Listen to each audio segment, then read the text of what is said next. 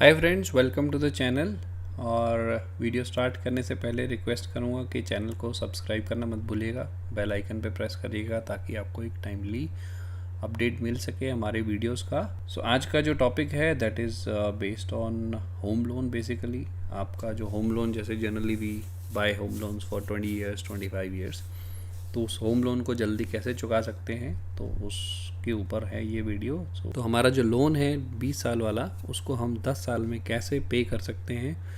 तो एक easy formula है जिसको यूज़ करके हम अपने इस लोन को पे कर सकते हैं जल्दी, और उससे हम एक अच्छी अमाउंट भी बचा सकते हैं इंटरेस्ट के तौर पे जो हमें पे करनी पड़ती हैं बैंक्स को। So we can save a huge amount of interest which we need to pay to the bank. तो वो कैसे करते हैं, so let's find out. So guys, बहुत सिंपल है। आप अपना होम लोन का जो अमाउंट है आप 10 साल में पे कर सकते हो, and this will save a huge amount of money जो आपको बैंक को देनी होती है इंटरेस्ट के तौर पे। आप बहुत अच्छा पैसा इसमें सेव कर सकते हो। 2 सिंपल स्टेप है, बट आपको उसको स्ट्रेटजिकली इसको यूज़ करना पड़ेगा। So step 1 is, instead of EMIs, आपकी जो 12 महीने की EMIs बनती हैं 1 साल की, उसमें 12 की जगह आप हर साल 13 EMIs पे करिए, राइट। अगर आपके सपोज़ करो, एक एग्जांपल मैंने यहाँ पे दिया है, 50 लाख का आपका लोन अमाउंट है, राइट।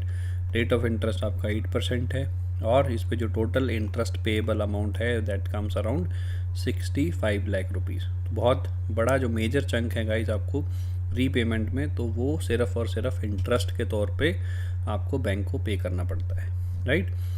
तो अगर आप 12 EMIs की जगह एक 13 EMIs देते हैं, सपोज़ करो ये एग्जांपल को लेके जो मैंने ये कैलकुलेट किया है, मेरी जो EMI बनती है दैट इज़ 38,591 रुपीज़। 25 साल का टेन्योर है जिसमें मुझे 300 EMIs पे करनी होंगी, राइट। अगर मैं 12 महीने इस EMI को कंटिन्यू करता हूँ, 4,63,000 रुपये मैंने बैंक को दिए। इसमें से आप देख सकते हैं कि जो मैंने इंटरेस्ट पे किया है वो है 3,94,000। गाइस आप देख सकते हैं इसमें तकरीबन बोल सकते हैं कि इसमें मैंने मोर देन 85% आप हमने सिर्फ इंटरेस्ट का अमाउंट पे किया है। जो प्रिंसिपल से जो अमाउंट कम हुई है वो है सिर्फ 68,106 रुपीज़। ये अमाउंट जो है ये सिर्फ प्रिंसिपल से इतनी ही अमाउंट कम हुई है। मैंने एक EMI बढ़ाई, ये मैंने एक और एक्स्ट्रा EMI पे कर दी हर साल, तो ये EMI 38,591 की मैंने पे कर दी। तो जो ये EMI अमाउंट मैं पे करूँगा तो ये मेरे प्रिंसिपल आउटस्टैंडिंग से सीधा सीधा माइनस हो जाएगी, राइट। तो जैसे अगर सपोज़ करते हैं 50 लाख का मैंने जो लोन लिया था, 50 लाख में से जो प्रिंसिपल अमाउंट है ये वाली, ये मैंने इसमें से माइनस कर दी, तो मेरा जो आउटस्टैंडिंग लोन अमाउंट है वो ये है, राइट। तो इस अमाउंट में से मेरा ये वाला जो अमाउंट है ये सीधा सीधा माइनस हो जाएगा, और मुझे उस पर कोई इंटरेस्ट नहीं पे करना होगा। जो मेरा न्यू प्रिंसिपल अमाउंट होगा वो होगा 48,93,000 रुपीज़, राइट। तो अगर आप इसको फॉलो करते हो तो गाइज आपका जो पेएबल इंटरेस्ट होगा आपका सिर्फ 65 लाख की बजाय आपको 49 लाख रुपीज़ पे करना होगा, 49,74,000 रुपीज़। अगर आपको सिर्फ स्टेप 1 को फॉलो करते हैं, 12 EMIs की जगह हर साल आपको एक एक्स्ट्रा EMI पे करनी है, तो आप उसमें 16 लाख रुपए आप इसमें सेविंग कर सकते हो ईज़िली, सिर्फ एक स्टेप को फॉलो करके। थोड़ा सा आपको स्ट्रेच करना पड़ेगा, थोड़ा आपको स्ट्रेटजाइज करना पड़ेगा चीज़ों को। एक महीने की EMIs जैसे तैसे आप हर साल उसको एडजस्ट करके उसको हर साल एक एक्स्ट्रा EMI पे करिए, आपके 16 लाख रुपए इंटरेस्ट के बचेंगे इसमें से, राइट। और अगर ऐसा करते हैं तो आपकी जो टेन्योर अमाउंट है वो 25 साल की बजाय तकरीबन 20 साल आपका जो लोन अमाउंट का जो टेन्योर था तो वो 20 साल हो जाएगा न्यू टेन्योर, राइट।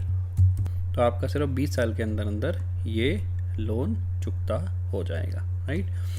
जो दूसरा स्टेप बताया, दूसरा स्टेप क्या है, दूसरा स्टेप आप जॉब में हैं, आपको हर साल इंक्रीमेंट मिलता है। अगर आपका एवरेज इंक्रीमेंट, सपोज़ करो आप जॉब भी चेंज करते हो बीच में, आपको इंटरनल इंक्रीमेंट भी मिलता है कंपनीज़ में। तो इंटरनल इंक्रीमेंट आप लेके चलिए 5 से 8% एवरेज होता है, बट आप जॉब चेंज करते हो तो 20 से 30% आपको हाइक मिलती हैं on an average. Company to company vary करता है। तो हम एक एवरेज अमाउंट लेके चलते हैं, दोनों को कंसीडर करके आपने जॉब चेंज भी करी और आपको इंटरनल इंक्रीमेंट भी मिल रहा है, तो ऑन एन एवरेज 10% का आपको इंक्रीज़ मिल रहा है year on year basis, right. आपका इंक्रीमेंट हुआ 10%। तो आपको जो ये इंक्रीमेंट मिला है 10% का, तो आप अपनी EMI भी इस अमाउंट के हिसाब से आप बढ़ा सकते हो। आपकी EMI 20,000 रुपये है, तो आप जो न्यू EMI है वो आप 21,000 या 22,000 आप बढ़ा सकते हो। बट ऑन एन एवरेज अगर आप 10% बढ़ाते हैं, इंक्रीमेंट भी आपका 10% होता है, तो आप अपनी EMI को 10% बढ़ा सकते हैं। उससे क्या फ़ायदा होगा वो मैं अभी बताऊंगा। बट अगर आप ऐसा करते हैं तो आप इंटरेस्ट का जो अमाउंट है, जैसे हमने 16 लाख रुपए एक स्टेप को फॉलो करके बचाए थे, अगर हम सेकंड स्टेप भी फॉलो करते हैं, स्टेप 1 के बाद स्टेप 2 को भी फॉलो करेंगे, तो हमारा जो पेएबल इंटरेस्ट होगा, हम 65 लाख की बजाय सिर्फ 26,82,000 रुपये इंटरेस्ट पे करेंगे बैंक को, ना कि 65 लाख रुपए। और इस पे हमारी सेविंग कितनी होती है गाइज? हाँ, इस पे हमारी सेविंग तकरीबन 42 लाख रुपीस के आसपास हो जाएगी। और जो इसमें जो ओवरऑल जो टेन्योर है, वो हमारा टेन्योर रिड्यूस होके 25, जैसे इस सिचुएशन में 20 साल में है, तो इसमें हमारा 10 से 11 साल में जो न्यू टेन्योर है वो हमारा बट इसके लिए हमें थोड़ा प्लान करना पड़ेगा और हमें थोड़ा सिस्टमेटिक वे में चलना पड़ेगा, ताकि हम एक जो इंटरेस्ट अमाउंट है आप उसको इजीली बचा सकते हैं। एक स्टेप को फॉलो करके आप 16 लाख रुपए बचा सकते हैं, दूसरा स्टेप फॉलो करेंगे तो आप 42 लाख बचा सकते हैं। गाइस, 42 लाख रुपए 10 से 11 साल में सेव करना बहुत ईजी नहीं है। It's not easy at all to make 42 lakh rupees. But आप इसको अगर इस स्टेप को फॉलो करेंगे तो आप ये 42 लाख रुपीज़ सेव कर सकते हैं। So money saved is money earned, right. अगर आपने पैसा बचाया है, आपने इंटरेस्ट बचाया है, तो दैट मीन्स आपने वो पैसा कमाया है, राइट। तो I hope I made some sense in this video, और जिसने ये वीडियो देखा होगा, आई एम श्योर वो इस स्टेप को फॉलो करके अपना बहुत बड़ा फ़ायदा कर सकते हैं। अपना इंटरेस्ट जो बैंक को पे करना है वो रिड्यूस कर सकते हैं, आपका जो टेन्योर है वो कम हो सकता है, राइट।